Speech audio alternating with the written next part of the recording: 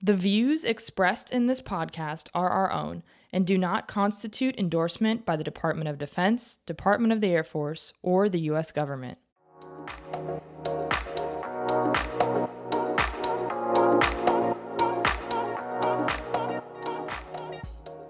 Bring us her triumphs, her challenges, her legacy.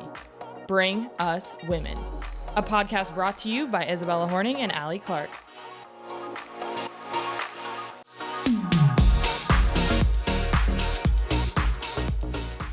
Bring Us Women's Squad. Today's guest is raised on standards, sharpened by discipline, and fueled by the relentless pursuit of excellence. Introducing Hailey Gibbons, West Point class of 2014, D1 athlete, Rabble Rouser, Sandhurst Competitor, logistics officer, Army Ranger, tech leader, and all-around badass, who proves every day that the standard isn't something that you talk about, it's something you live. Welcome, Hailey. Awesome. Thank you. Excited to be here.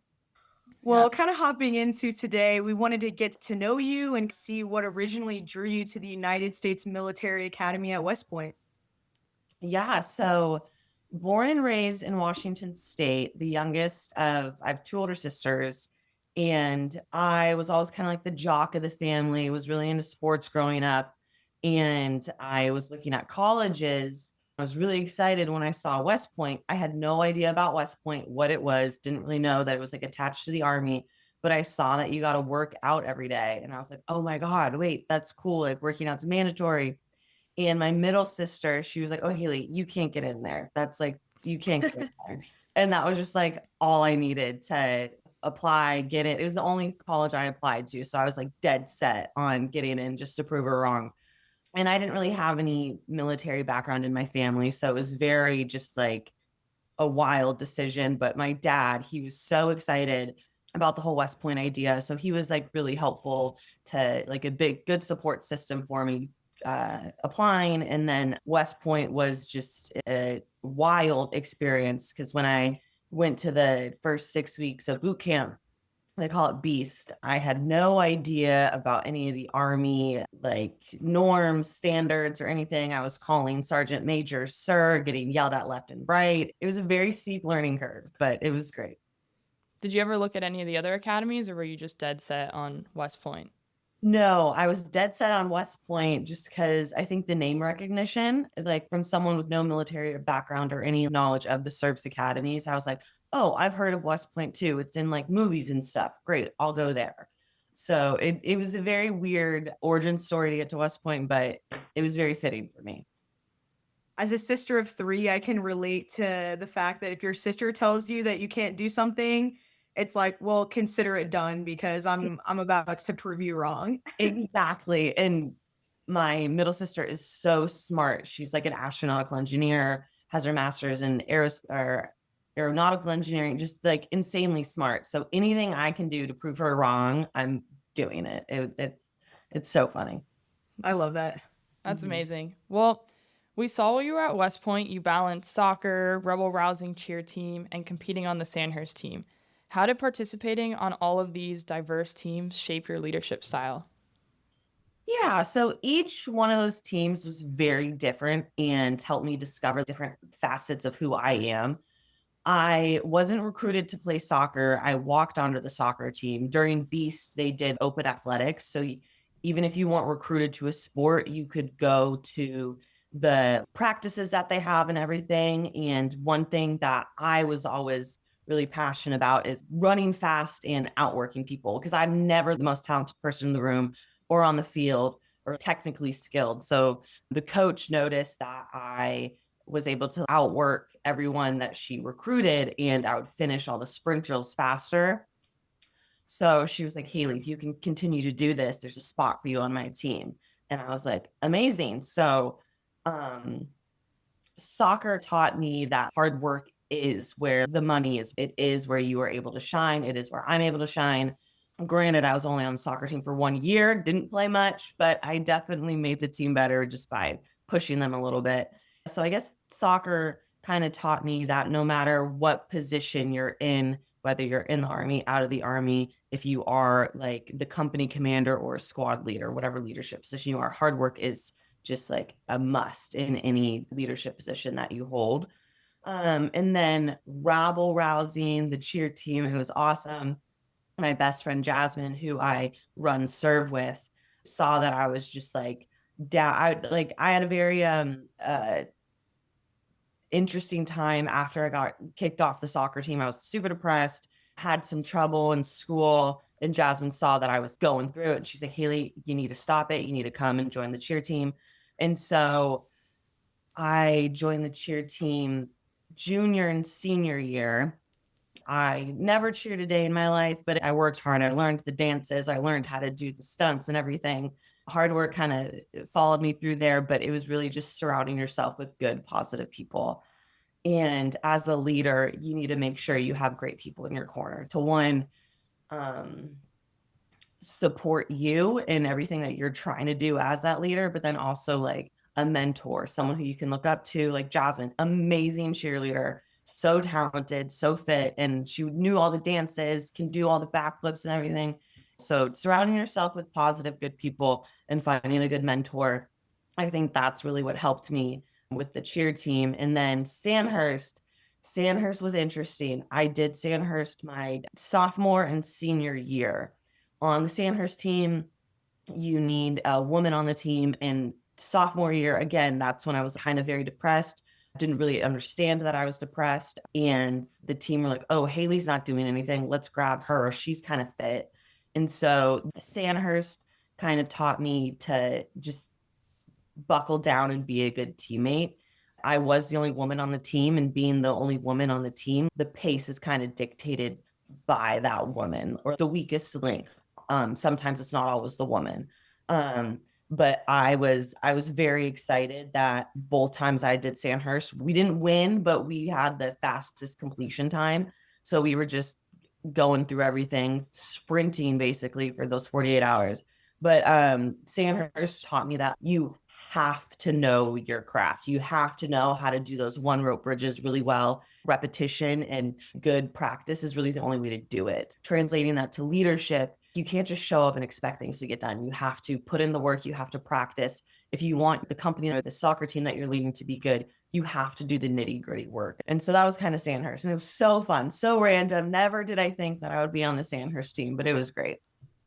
I actually found myself in this same boat. I joined the Sandhurst team at the Air Force Academy, and we have an Air Force team for all the listeners out there. So we thought that we could get in with the Army guys and gals and do what they did. So I did Sandhurst as well, and totally second everything you said about the experiences and being a part of a team and showing up to practice and getting your ass handed to you by 18 other guys every day that are pushing you to be your best. So I kind of want to know, what's your favorite memory from Sandhurst? I would have to say, there was this one time, it was a huge snowstorm and we still had to go to practice. So we all showed up like at the bottom of the barracks that we lived in, and we went for this really long ruck. I can't remember how long it was, but it was just so beautiful. And I think that's like kind of the first time I really found like true joy in doing those hard things. And I was like, this is beautiful. We're on this like probably 12-mile ruck, heavy rucksack, but everyone was just like having fun. And it was just so beautiful. And if you've been to West Point, you know, it is stunning. Yeah. It looks like Hogwarts, like a castle. Yes. Hogwarts right on the Hudson, freezing because the wind just comes right up on the Hudson and just whips you in the face. But with the snow, it was just so beautiful. And I have a few photos of that. I wish I had more photos of my time in Sandhurst. Now, if I was doing it now, I would have like thousands and thousands. But back then, like, I took photos.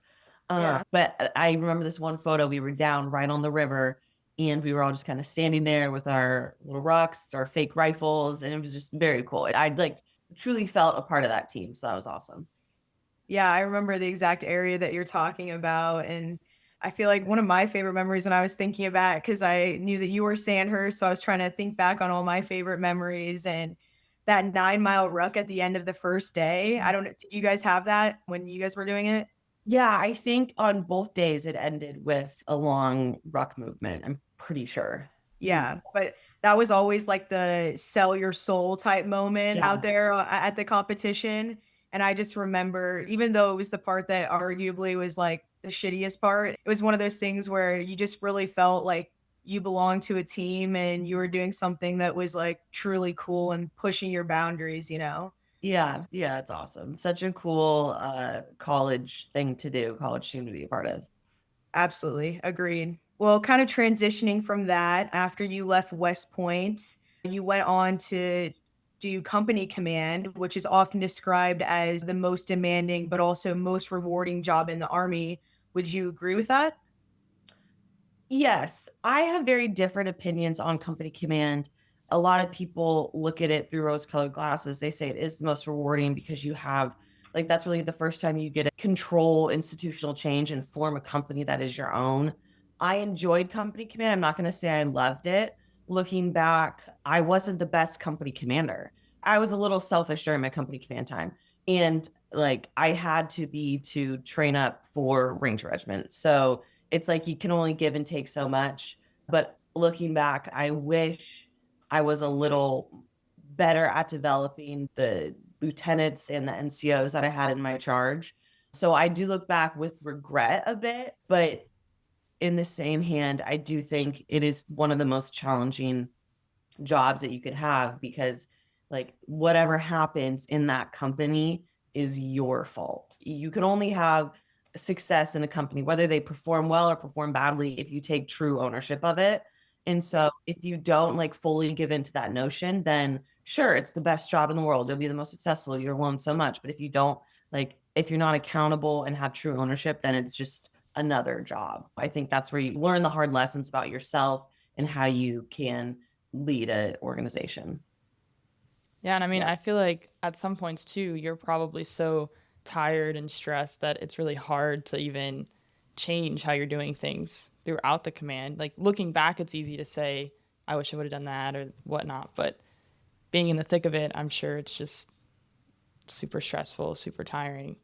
Yeah, and I my path to command was very interesting because I had my request from active duty packet submitted and approved by HQDA like a month before I took command. And so I had to pull that packet because I spoke about mentorship a little bit before, but this was the first time in my Army career, I was at, I think like 5 years, that I had a mentor that saw potential in me, cared about me, put effort into helping me learn about myself a little bit more.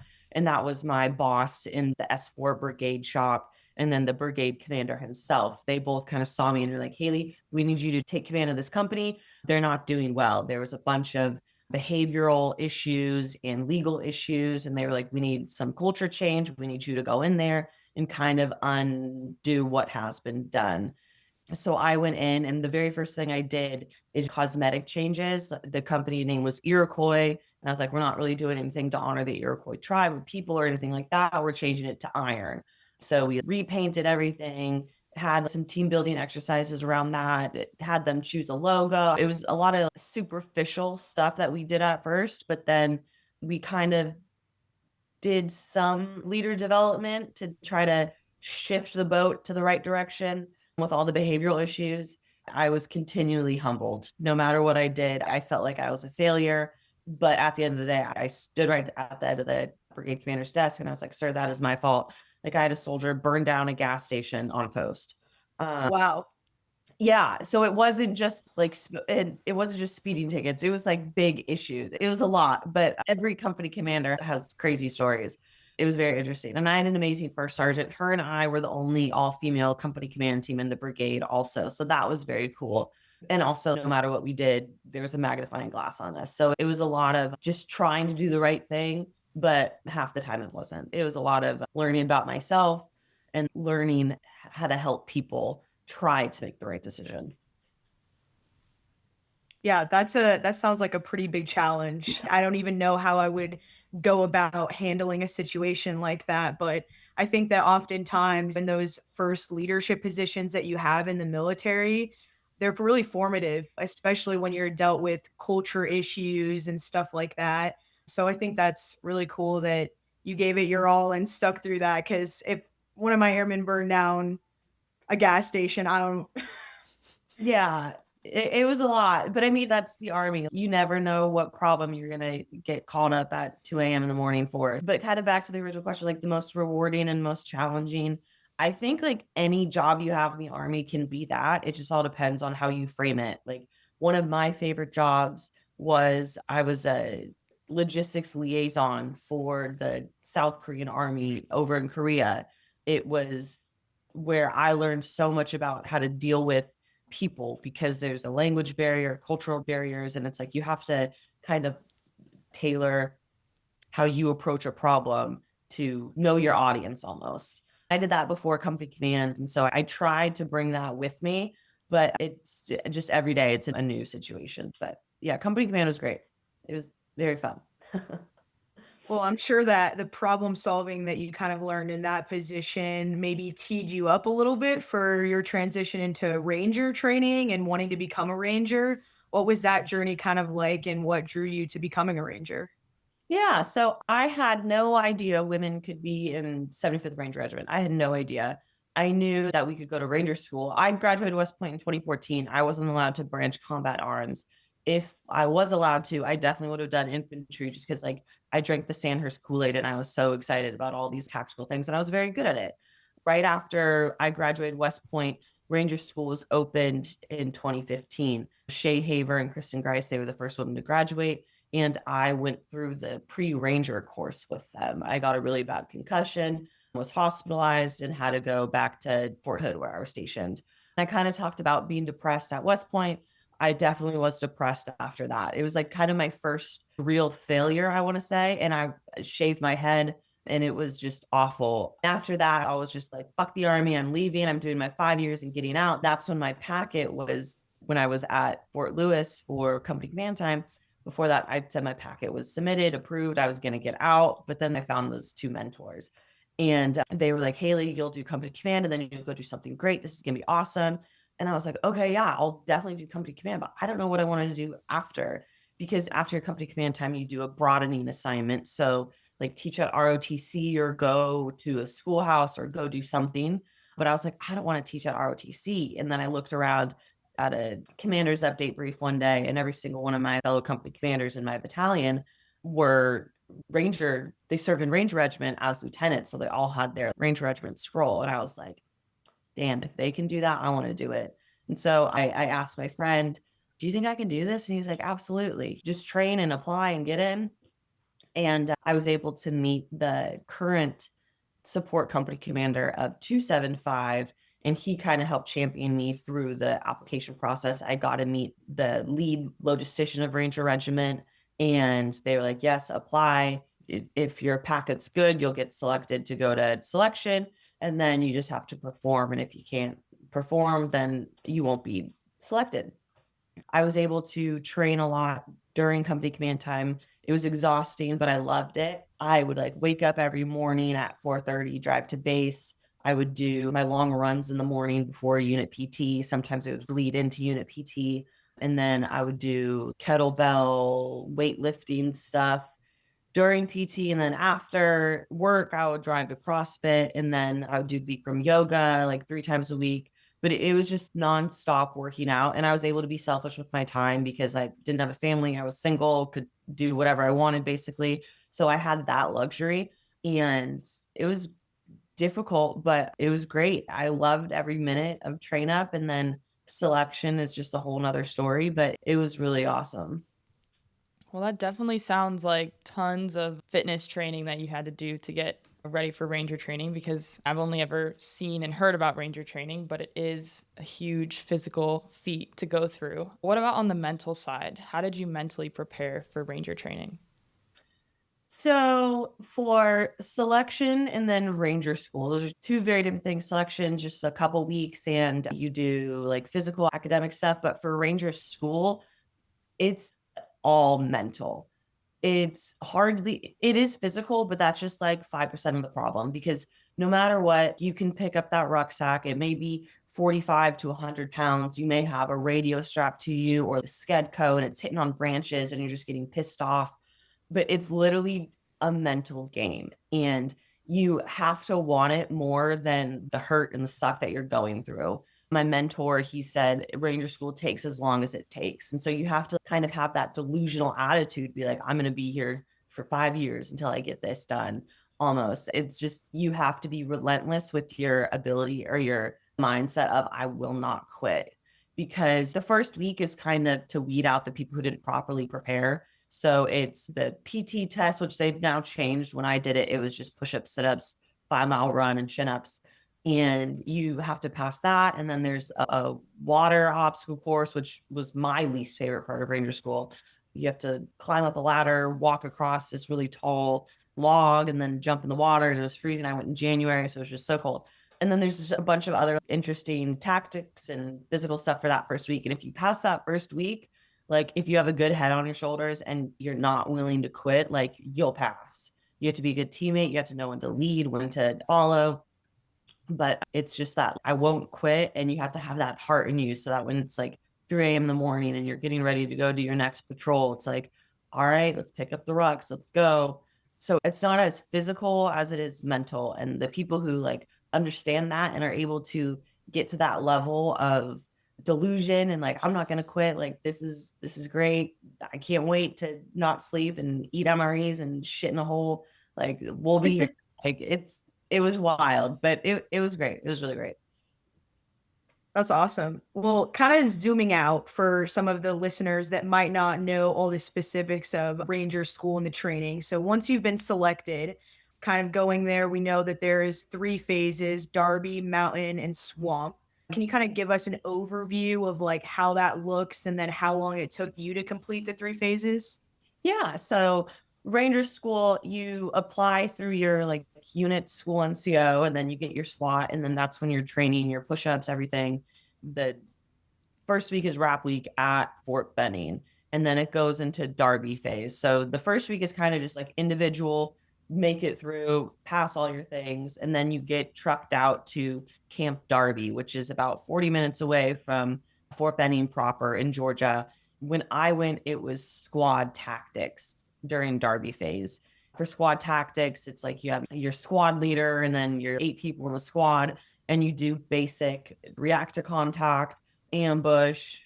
I can't remember the other ones, but it's really just being able to set up a plan, get everyone to listen to your plan and execute the mission. That's Derby phase. And then Mountains is up in Georgia, Dahlonega. So you take a bus like 3 hours north, and everyone is so excited to just sleep on the bus, not have RIs yelling at you or anything. So it's like a really nice bus ride. And then you get to Dahlonega, and then that's where the real work kicks in, because these are someone told me, it's like, yeah, Hailey, you'll go up a hill and you'll think you're at the top, but then it's like 7 more. The mountains are no joke there. And they call it mountain phase because of the mountains, but that's when you move to platoon tactics. But I'm pretty sure that it's now platoon tactics through and through. And so the first week that we're there, we're kind of learning how to adapt our squad, what we learned for squad tactics into platoon tactics. And then you go into like the 2 FTXs. And for all 3 phases, when the first week is like the learning phase, the next 2 weeks are when you're out in the field being tested on how well you can hold those leadership positions. For Mountains, I was the only over 30-year-old who was a former company commander. So they chose me to be the platoon leader for each mission. So I would have to brief the op board every single time. And the op board, operations order, 5-paragraph order, kind of going through the mission, what you're going to do for each phase, how you're going to get there, who's responsible for what. I was very comfortable with that because company commander, I would do it all the time. I would be in a graded position, and there'd be a platoon sergeant and a radio operator that would be helping the platoon sergeant, and then squad leaders. Each mission, you probably have like 10 graded looks, and then you either get a go or a no-go, which is always very stressful at the end. But I got goes on all of my leadership looks, and I was able to help a lot because, like I said, I was really good at the op boards. So for everyone who was given like a platoon leadership look after that big first op board, I was the one that was like writing their op boards for them. And then Florida phase or swamp phase, they call it swamp phase because you're literally walking through swamps. There's 2 swamp movements, and the water was just like up to my boobs. It was disgusting. There was a water moccasin in front of me one time, and I was Oh like, no. it was horrific. Did you see any gators? No gators, thankfully. Swamp phase was probably one of the more fun ones because you do kind of boat tactics to get to one of the swamp mission things. We took these little rubber boat zodiacs and we would go down this like river. It felt very cool. And you're just like sitting on the side. And again, the RIs aren't yelling at you. So it's just like a great time that you can kind of sit back, you're rowing or whatever, and enjoying the views.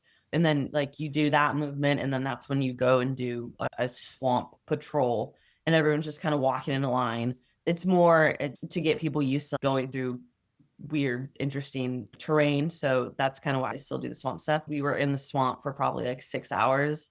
And then, yeah, it was insane. And so those are the 3 phases. It took me, I had the Derby phase, that main first phase.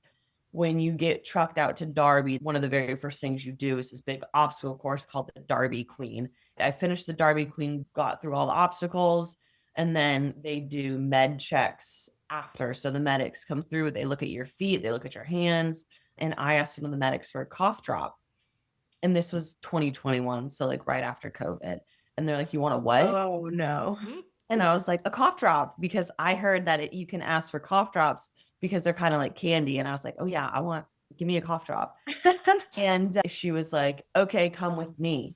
And I was like, uh-oh, what did I just do? And then they stick me in this closet. It was like 3 foot by 3 foot.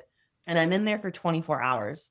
And they tested me for COVID before, and then they stick me in the closet, and then they come back the next day and they're like, you're positive. And I was like, what? I have no symptoms. I think it was a false positive, but I had to go quarantine in a barracks room for 10 days by myself. That's brutal. Oh, it was terrible. It was absolutely terrible. I only had my Ranger School packing list with me also. So I was like sleeping in my waffle bottoms. I was like refolding my ACUs and like repacking everything. 10 days. I was like talking to the walls by the end of it. But I stayed in student status, so I was able to just roll back into the next course. So I medically recycled once. So normal Ranger School takes 62 days. So this was probably like 70, 80 days, I think, but it wasn't bad. Wow, that is quite the journey. I think that's so cool though. You embodied like the same thing that you were kind of talking about with the soccer team and everything, where it's kind of like that hard work is what gets you through. So kind of during those toughest moments at the Ranger School, was there like a quote or mindset that helps you keep going? Yeah, I had like, you have your little patrol cap you wear for Ranger School, and you can like, you sew your name tape on it. And then on the inside, I had my mom sew like the Ranger scroll with the Ranger tab on it. So that when I would like take my hat off, I'd be like, okay, this is why I'm fucking doing it. I'm going to be an Army Ranger. Don't fucking quit. On the inside of the hat, I wrote like, you've done harder things, to just always be like, stop being a little bitch. You've done harder things, Hailey. Just stop being emotional, move out. Like, you're good. So those were the 2 things that I kind of like, I had that visual of the end goal and why I'm doing it. And then just, Hailey, you're fine. You've done harder things. It's just Ranger School. It's not that difficult. So yeah, those are the kind of the 2 things I had going for me. Dang. Love that. Well, Yeah. you mentioned your mom briefly. What were your parents and even like your sisters, like how did they feel about you wanting to go to Ranger School and all this? They were excited. First, like my dad, both my parents knew that I went previously in 2015, and my dad always kind of like asked about it. Like, are you going to go back to Ranger School? Like, what's the deal? Like for all those years. And I was like, Dad, stop talking to me about it. I don't want to talk about it. Like, come on. And then I finally was like, Mom and Dad, I'm going to regimental selection. I'm going to Ranger School. This is it. And they were like, yes, they were so excited. And they were so supportive. Like, having a good support system is just another level that gets you to be that successful. They were there for every break that I had in Ranger School, because you get a few breaks here and there. And they were just so supportive. My sisters, they really didn't understand the full thing, because like my sister, aeronautical engineer, and then my other sister lives up in Alaska. Like, what's Ranger School, Hailey? And I'm like, great question. But they were all just so excited and so supportive. They would write me letters during Ranger School. They all came to graduation, and they were just so excited. It was awesome. What did your sisters think about the shaved head? What was their reaction? It was funny. They just wanted to see the pics. They were all excited. And I filmed the whole head shaving thing, and they thought it was awesome. My middle sister, Lindsay, she was like, oh, that's going to be badass. It's so cool. And Kelsey, my oldest sister, she was like, okay, it'll grow out. We're good. But she was like, you look great with the shaved head too. So love it. Would you ever shave your head again? If there was like a reason, I mean, I just recently cut my hair. It used to be longer, but if I had a reason to do it, but I actually loved it because like when you're in the army, like taking a car nap is something that you do quite frequently. And as a woman, when you have like a bun, like it's not that comfortable. For Ranger School, I'm so glad we do have to shave our heads because one, you don't stick out, and it's like I'm doing this just as much as the guys are doing it. And like the hygiene aspect of it, I can't imagine having to worry about putting my hair in a bun while I'm running on like 2 hours of sleep, have no food in my system, and I'm carrying like a 100-pound rucksack. I think the last thing I want to do is my fucking hair. So I'm so glad that we had to shave our heads. And I had fun with it, like growing out and stuff, like the little pixie cut and the part and everything. That was fun. And that's a deterrent for a lot of women. And I know hair holds very different like cultural significances for different groups. But like for me, I was like, done. I'll shave it today and tomorrow and however many times I need to do it. So if you can like separate the cultural significance, the feminine significance of your hair, and just be like, this is one of the steps to pass Ranger School, just like buying the right boots, then you have the right mindset and you will be successful. So That's awesome. Yeah, I mean, whatever it takes. We've seen your Instagram online and the kind of like strong presence that you're putting out there for women who may be curious on going to Ranger School or even just like trying hard things. So what would you say to women who want to pursue roles in either Ranger Regiment or other elite units, but worry about belonging or struggling to meet the standards? So, I mean, the belonging and the standards are two very different things. If you feel like you can't meet the standards, you need to train, you need to set up a plan, you need to know like where you're at right now, like what your baseline is, and you need to know like what the standards are. Like meeting the standards is one thing, but like you need to exceed them if you like want to be successful. And you need to just be very methodical about putting in the work and like working the game plan that you have. Get a trainer, do extra reps, go to a CrossFit gym, do something. So meeting the standards, that I don't think it's a problem because it's a fixable one. But feeling like you don't belong, that's going to take a little bit more work because we belong in those spaces. If you feel like you don't, that's just because you listen to all this small, weak-minded people who put those negative things out there. And it's so funny because when I got to Ranger Regiment, I never once felt unwelcome. I never once felt unwanted. I never once felt like I wasn't a member of the team. There was one individual that I did have a problem with, but I had problems with that individual since West Point. I didn't have any issues with any of the NCOs that have been in Ranger Regiment for 13 plus years. They were stoked that I was there, and they'd be like, hell yeah, we have a woman. She can fucking hold her own. And so it's the people in those spaces don't feel like women don't belong.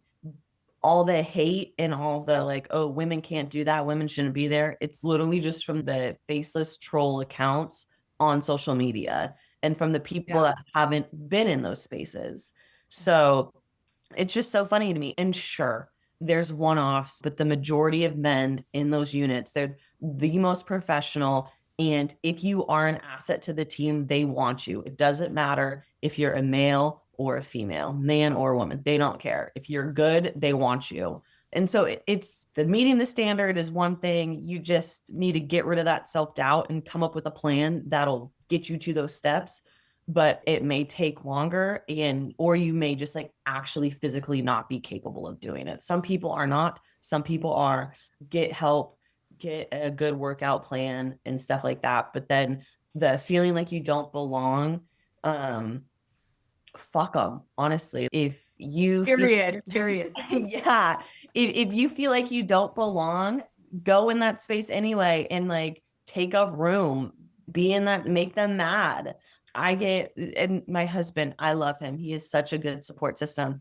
I show him some of the comments on videos and he's like, are you okay? Like, is this not getting to you? And I'm like, absolutely not. Like, I feel bad for these people. Like, I am proud of what I've done. I know what I've done. I've served like with honor, and I worked with some of the best people, and all these trolls are just that. So it's difficult also if you're currently serving and you're wanting to go into Ranger Regiment or go to Buds or go to Ranger School. You need to get to that level of delusion where there's nothing that'll stand in your way. If you think that the small-minded man is going to be the 2-foot wall that you can't climb over, then you don't want it enough. And then maybe you won't be successful in those spaces. So you need to like kind of just ditch that notion that we don't belong, because we do. I was telling Allie this a couple of weeks ago that I feel like my whole life is just a series of like delusional goals that I set for, like, even this podcast. Like, Allie and I were like, yeah, why not us?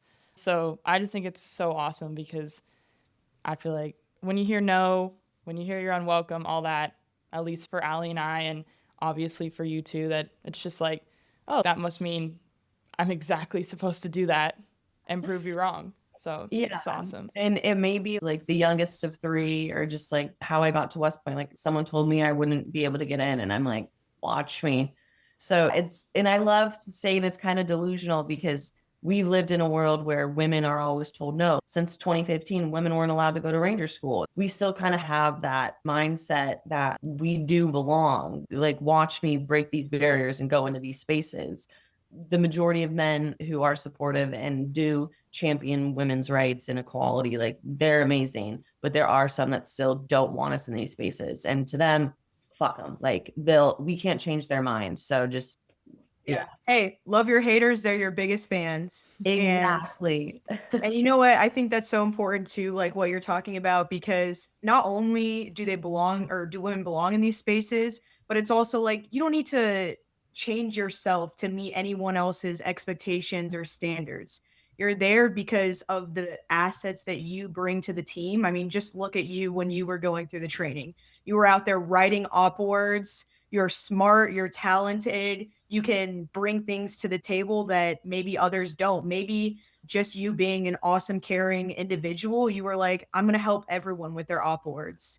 A lot of people probably wouldn't have done that. They're probably out there just trying to get through the suck, take it day by day, and focus on what themselves, really. But you're out there for the team. So I think it's also so important to focus on what you can bring to the team too, instead of just trying to fit into what you think the team would want of you.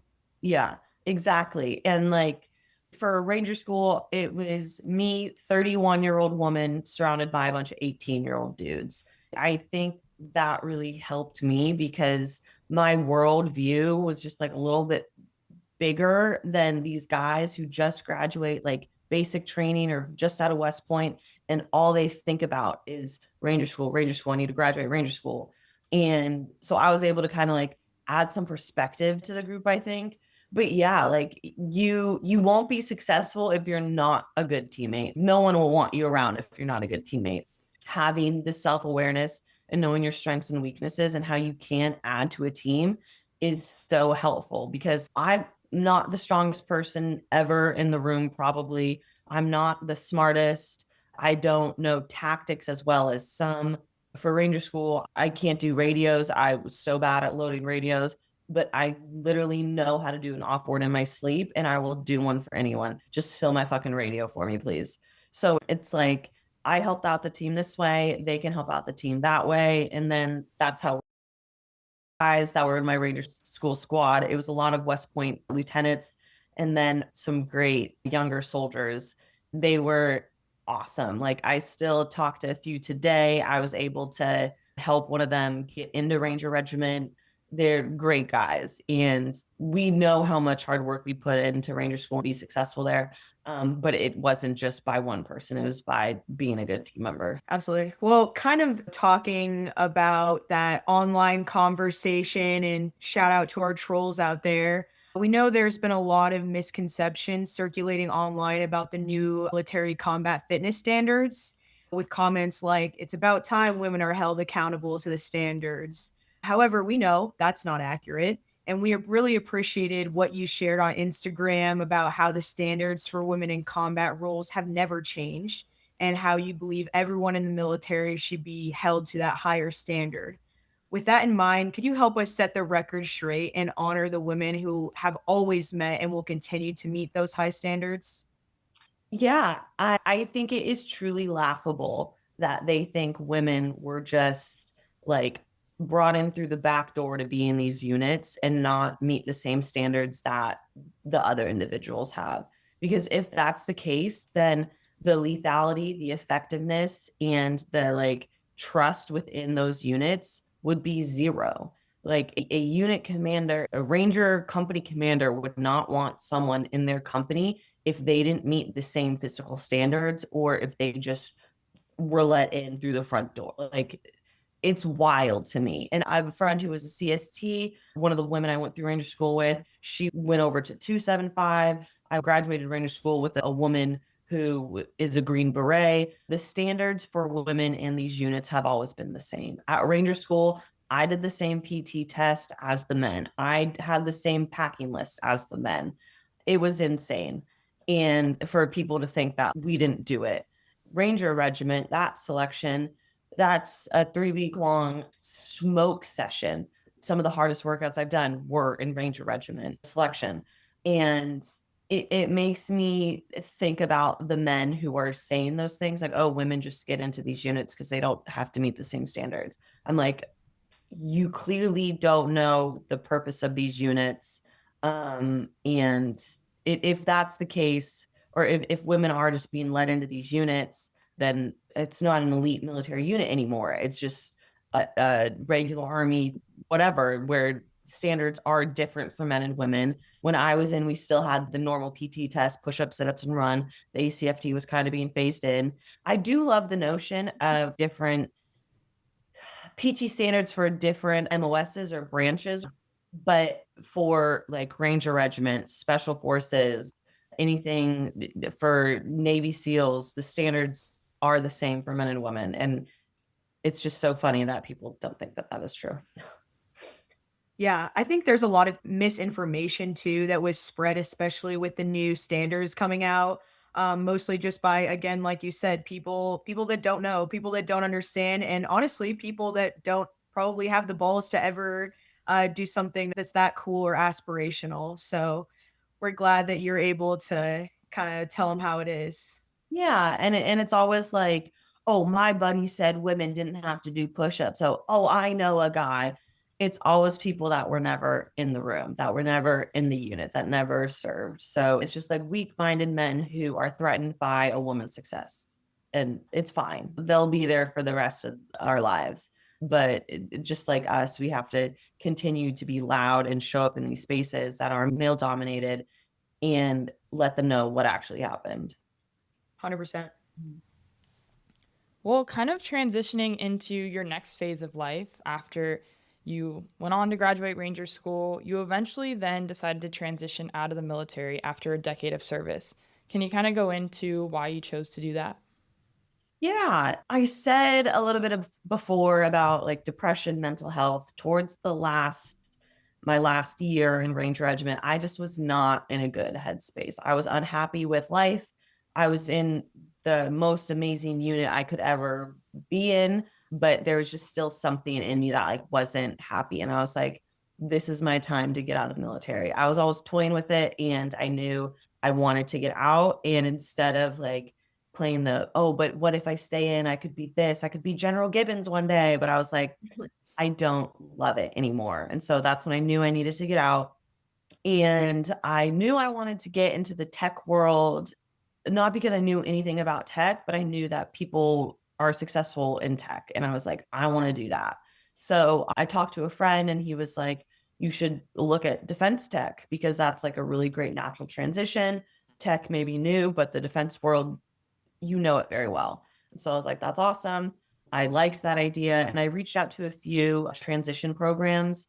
I reached out to Breakline. They're like a very good veteran into tech pipeline. They help with interview skills, translating your resume into civilian speak and everything like that. So that was an awesome organization that I was able to be a part of, but I was able to get my interview at this defense tech startup because I knew a former ranger that worked there. So it's like using your network is something that I can't harp on enough. And it is so important.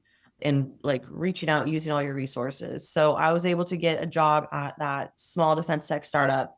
And from month 2, I didn't love it. I was like, this team, I don't really love it. I don't love the tech. I don't love the leadership style, but I just kind of stayed in that role because I was scared of what if this is like where the green grass is and it's not always greener on the other side? Like, what if this is, because it was a fully remote job. I moved from Columbus, Georgia up to North Carolina to be with my husband. And I was like, it's a remote job in tech, like great resources, all that stuff. But I should have left sooner. But then I was able to get a job at a bigger non-defense tech company through, again, a West Point grad, also 375. And now my team, there's a couple ex-Army Air Force guys and then some women also. So it's an amazing team. The leadership is awesome. The product is awesome. So if anyone is thinking of getting out, use your network, use the resources that you have. And if it doesn't sit right with you immediately, give it 1 month tops and then find something else, because I'm kicking myself for not jumping sooner to this new job. The tech world is so interesting. It is so different night and day. The transition from being in the military, being in an office full time, putting on that uniform, having the energy of like the S4, the 375 S4 shop guys, to now working in this office all day long by myself. It's very interesting. The first year getting out, that transition was very hard. And my biggest advice to manage that transition is to keep a routine. For the last 10 years, I woke up every morning to do morning PT with my unit and then spend the day working. So now I force myself to stick to a routine. I go to CrossFit every morning, well, try to every morning. And it's a great group of people that I get to work out with. And then I work, and then I work out after work. And I just started training for a 50K run. So like having that kind of euphoric high of a train up for a selection, because it's always so fun when you're training for something, whether it be Ranger School or anything. So now I'm channeling that energy into running. The transition out is always very interesting for anyone who does it. I'm glad that you're giving us the breakdown of your workout routine, because we follow you on Instagram and I was like, how do I get abs like that? She needs to give us all of the tea. Yeah, it's a lot of running, a lot of CrossFit. And I don't really stick to a diet. I've never been good at sticking to diets. I am going to cut out alcohol for this train up, which will be really good. But yeah, just a lot of running and CrossFit. It's right up our alley. So that's perfect. Kind of in that tech job, though, I was kind of curious to know what skills from the Army immediately transferred to that job, and then what skills did you kind of have to build from scratch? So the learning the tech lingo was from scratch. I had no idea what a hyperscaler was. When they were talking about search, security, and observability, I was like, what are you talking about? How is that in the computer? It was just learning the tech lingo was definitely a 101 level thing for me. And I still have to research some stuff on my own, because for the last 10 years, like I could do like an L-shaped ambush in my sleep. Like I know that stuff. So that was the one thing that I really had to learn from scratch. And then the rest of it is pretty similar. Like being on a team or like an individual contributor, you have to deal with people every day, and you need to be able to understand what their goals are what your goals are and how you can kind of fit your goals into meeting their goals to kind of get to that same point or to get what you want. And then for working a remote job in tech, communication is huge. You have to be very explicit with what you want, and you have to make sure everyone is read in on the same issues so that you're not doing redundant work or there's other things. So communication is a skill that will, if you're good at communicating, you will be able to have that transfer to any industry. And then being accountable in the military, like we get in trouble, we did it, Roger, ma'am, my bad, all that stuff. In the tech industry or just like civilian jobs in general, it's very important that if you do have responsibilities on you, that you're able to actively communicate the status of the project that you're at, the do outs that you have with your boss, because in the military, life and death situations are what we think about. But in the tech industry, money and like the price of the stock, which in some people's eyes are more important than life and death issues. So being able to hold yourself accountable to every task that you're given, proactively send updates to your leadership. Those are things that aren't very common outside of military. So when you do bring that to that team, it is so like welcomed and so appreciated. And then just being able to problem solve in anything and be creative about it, using every resource that you have at your disposal and delivering a fresh, creative, like do out to your boss or something.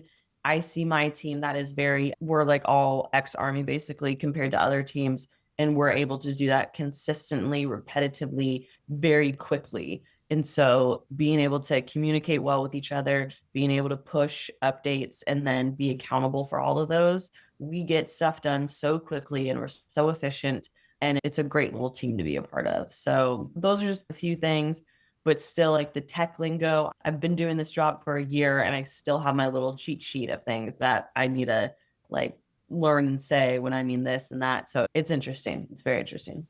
Well, no, it's awesome to hear you talk about it because I feel like a lot of people, when they're looking to transition out of the military, they're really scared because they're like, how do my skills transfer? Or I don't know what I want to do in the outside world because I've done the military stuff for so long. But hearing you talk about all the skills that were super transferable, they may have looked slightly different in a tech world or on a tech team, but they were still there. Your ranger skills, your army skills that you had developed for a decade in the military.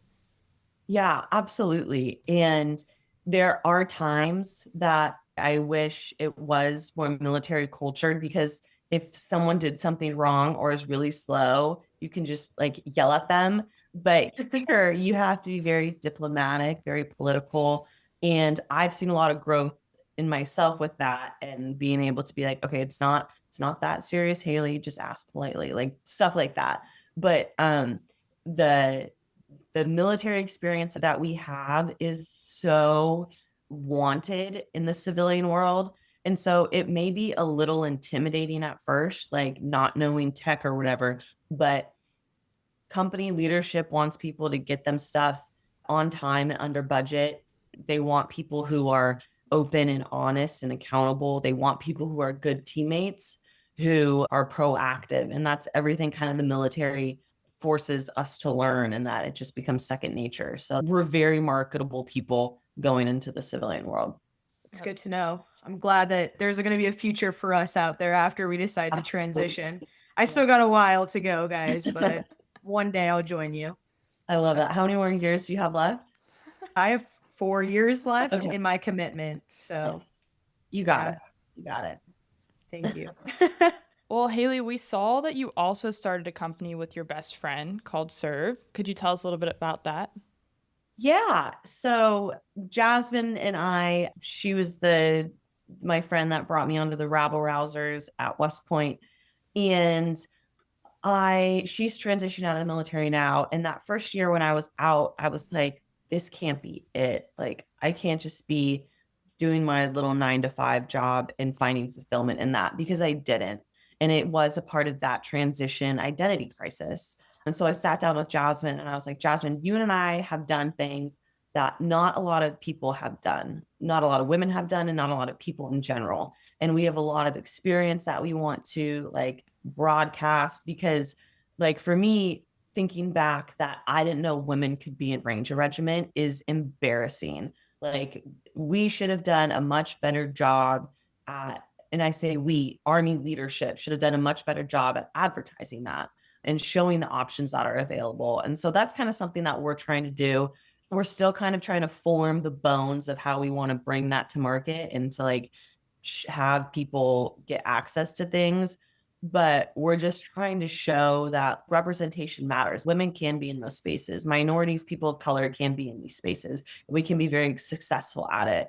And we both kind of are having the same post-Army experience. I got out, Jasmine's just getting out. I'm working in tech and getting my MBA, and Jasmine's getting her MBA. We have very different paths to how we got there, but a lot of people have it is kind of wild the amount of people who reach out to us and ask us for advice, ask us for mentorship, ask us for all these things. And it's weird. Like, I get that imposter syndrome. Like, I can't believe people are asking me these questions. Like, I'm me, what? So it's just a little bit of that, but we're just trying to show up in spaces that women aren't really in and just kind of show that you can be a woman, you can be a badass, you can do hard things. And we're still forming it, but we're just really excited to see where it goes. Yeah, I mean, it sounds awesome. And I know Allie and I would love to support it because it sounds like a lot of the same things of how when we started out on this journey with the podcast, it's like we were only ever told very few stories of what women were doing. You hear about the women that go on to be 4-star generals or maybe an astronaut, but you don't hear about the women as much that left the military and started private owned businesses or went to law school after the military and things like that. So we're just trying to get stories like that out. And so it's amazing to hear other people trying to do similar things, but in different realms. And so it's really cool what you guys are doing. Thank you. And it's been so fun. The amount of people who do reach out to us and give us that positive feedback, not just like women are being like, oh, can you help me with Ranger School? But it's like men who are like, I have daughters. Thank you for doing this. It's just so cool. We've experienced that with the podcast as well. And I think that's one of the things that's surprised us the most is like, at first we thought that we would have like our 5 friends that are listening and taking some inspiration in what we're doing. And to see, we're still small, we're still starting out, but to see already what it's grown to and the people that we're impacting that we could never dreamed of. Totally with you and how cool that is to experience that, especially with your best friend. Yeah.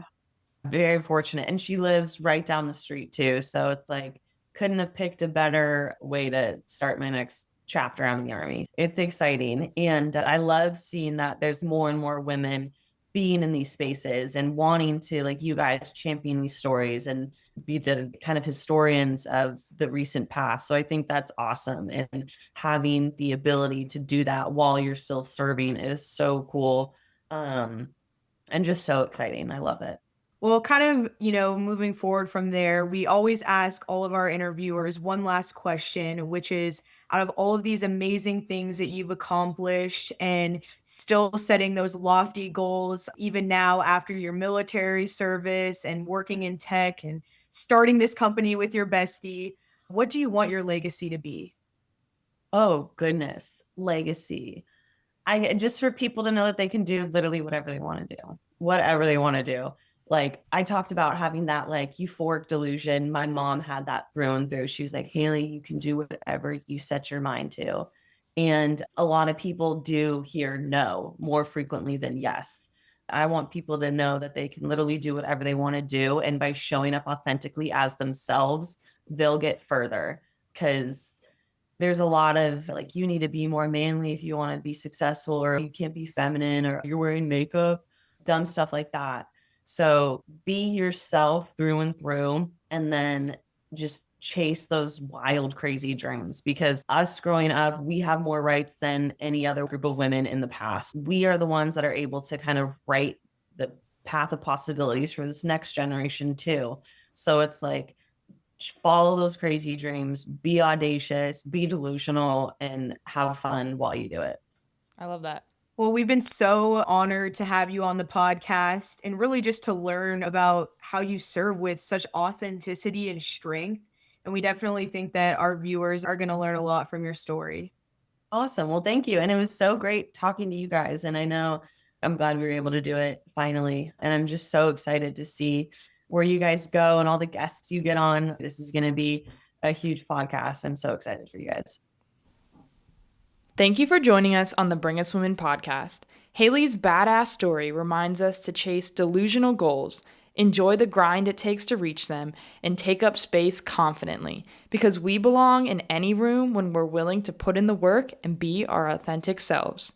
To stay up to date with the Bring Us Women podcast, make sure to follow us on Instagram at Bring Us Women. Until next time, be bold, keep leading, and we can't wait to bring you the next woman. The views expressed in this podcast are our own and do not constitute endorsement by the Department of Defense, Department of the Air Force, or the U.S. government.